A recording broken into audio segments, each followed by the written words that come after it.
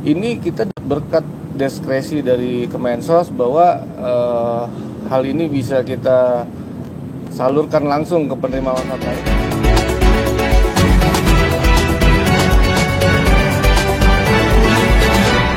Ya, jadi kita bikin berita acara ya di atas tadi kita menyampaikan yang pertama-tama sesuai dengan beberapa kali rapat pembinaan yang dilakukan oleh Kemensos kepada yayasan terkait pelanggaran pengumpulan uang donasi tersebut.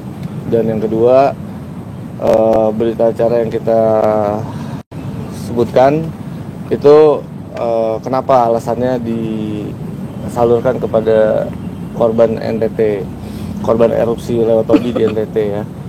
Terus yang ketiga, ada beberapa poin saya lupa ya. Selain itu mungkin tadi ini laporan pertanggungjawaban semuanya gitu.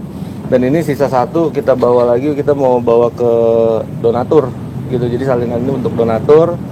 Tadi kita sudah sampaikan juga kepada pihak Kemensos bahwa setelah ini kita akan ke donatur dan apakah laporan ini sudah sesuai dengan isi gugatan donatur, apakah mereka nanti mau mencabut gugatannya atau tidak, ya kita kembalikan pada penasihat hukum donatur. Itu aja. Respon Kemensos yang pasti sebagai regulator normatif aja dari pihak beliau menyampaikan kalau kedepannya ingin melakukan pengumpulan uang lagi agar sesuai aturan supaya tidak ada polemik lagi ke depan. Ya, jadi dalam laporan pertanggungjawaban ada beberapa lembar lagi tadi kita bawa, itu laporan keuangan yang saya susun berdasarkan uang dari Bank Densu yang kita gunakan untuk pembelian tiket pesawat, hotel dari tanggal 5 sampai tanggal 10 tuh dari mulai Labuan Bajo sampai Maumere.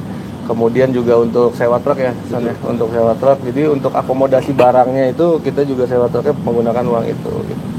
Jadi pure 1,3 kita belanjain barang. Dari sisi Kemensos hanya menaungi dalam struktur hukum aja sih gitu kan, bahwa memang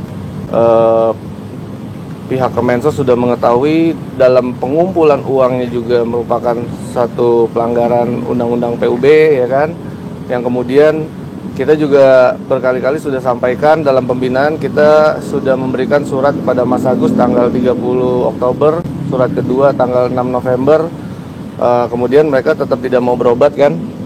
Kemudian tanggal 15 November kita adakan mediasi pertama, mereka nggak datang, gagal. Mediasi kedua itu sekitar tanggal 26 November kalau nggak salah, itu kan dari pihak yayasan walk out, sehingga kita tidak menemukan satu kesepakatan apapun, yang pada akhirnya setelah kita tutup buku yayasan di 31 Desember 2024, kemudian ada pergantian badan pengurus, ya kita sampaikan bahwa rencana badan pengurus yang baru ya mengalihkan kepada penerima manfaat lain. Itu aja sih. Tidak ada mungkin Kemensos. Tidak ada aturan yang kita langgar.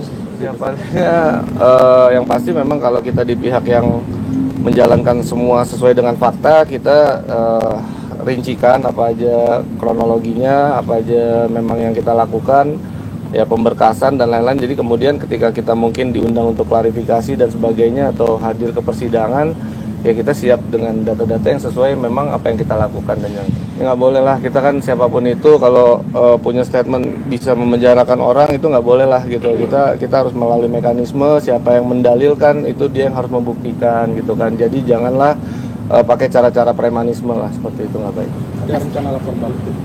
Kalau dari yayasan kita komitmen tidak akan ada laporan apapun. Dari awal sampai sekarang yayasan tidak melakukan itu. Oke, aku belum lihat. Cuman memang kalau demikian seperti itu, ya itu secara etika moral gimana ya, udah korban pengungsi mau dilaporin lagi gitu, mau ditambah-tambahin lagi, janganlah bikin narasi ke arah situ gitu kan, bahwa mereka itu berhak menerima bantuan dan mereka itu jauh dari ibu kota, nggak banyak bantuan kemanusiaan yang sampai ke mereka. Itu ya kalau keyakinan mereka ya itu kita hargain keyakinan mereka, tapi kalau dari sisi kita apapun itu kita siap mengklarifikasi aja sih, kita nggak ada masalah tentang itu. Cuma memang tadi kan kalau cara-caranya mungkin disebutkan dia ingin memenjarakan begini-begini, yang bisa memenjarakan orang itu bukan kita, bukan orang sipil, tapi ada prosesnya, ada orang-orang, ada aparat penegak hukum yang memang bisa berwenang. Jadi ini tuh sedari awal memang ya, kalau boleh saya deskripsikan ya asumsi saya, memang sedari awal memang badan pengurus yang lama yang menginginkan hal ini untuk NTT, yang kemudian pada saat pelaksanaannya itu kan menjadi dinamika sendiri ya, karena entah dari seperti mereka ingin tapi tidak berani melaksanakan seperti apa, akhirnya kita tentukan rapat, berubahlah badan pengurus, dan badan pengurus yang baru kita semua komit berjalan. Gitu. Jadi ini bukan ujuk-ujuk, kita nggak bisa merencanakan sesuatu itu ujuk-ujuk. Dan kita juga udah jelaskan di berita acara bahwa dari tanggal 21 Desember kita udah kirim relawan dan perwakilan yayasan untuk ke NTT untuk survei. Pegangan hukumnya, pegangan hukumnya gini ya. Jadi dalam pembinaan yang kita lakukan bersama Kemensos itu kita sudah jelaskan mekanisme pengumpulan uangnya, yang dimana pengumpulan uang menggunakan rekening pribadi itu sesuai undang-undang PUB itu nggak boleh, gitu. Jadi ini kita berkat diskresi dari Kemensos bahwa hal ini bisa kita salurkan langsung ke penerima manfaat lain, itu kita bersyukur aja gitu kan. Yang penting tadi laporan pertanggungjawabannya rinci, jelas, dan bisa dipertanggungjawabkan. Itu aja sih. Gitu. Seolah-olah kudeta. Menduganya. Ya, nggak ada lah, itu nggak benar. Jadi dalam mekanisme saya jadi ketua yayasan itu ada mekanismenya dalam internal gitu kan. Dan itu nggak mungkin 1-2 orang di dalam yayasan itu nggak terlibat, tuh nggak mungkin gitu kan. Apalagi badan pengurus yang lama, yang pasti mereka semua mengetahui dan terlibat. Itu aja. Komunikasi dengan Tenovi sebagai individu memang ya saya katakan memang saat ini kurang baik gitu kan, karena bisa teman-teman lihat sendiri banyak beredar di medsos narasi yang kian menyudutkan bagi kami yang berangkat ke NTT, seolah-olah banyak isu-isu gitu kan. Nah itu akan saya jelaskan. Mungkin secara isu itu benar, yang saya sampaikan juga saat saya pulang dari NTT, saya sampaikan itu benar. Mungkin tentang uang itu apakah ditahan ataukah diminta balik itu juga benar gitu kan. Kalau memang teman-teman mau lihat pun saya juga siap, saya punya semua datanya di handphone gitu. Jadi sebetulnya saya nggak mau arah ke situ, karena kenapa? Karena pada akhirnya uang donasi ini beres gitu kan. Memang itu sempat menjadi masalah dan kemudian kita langsung tangani dengan cepat. Kemudian akhirnya semua tersalurkan dan kita belanjakan lalu selesai.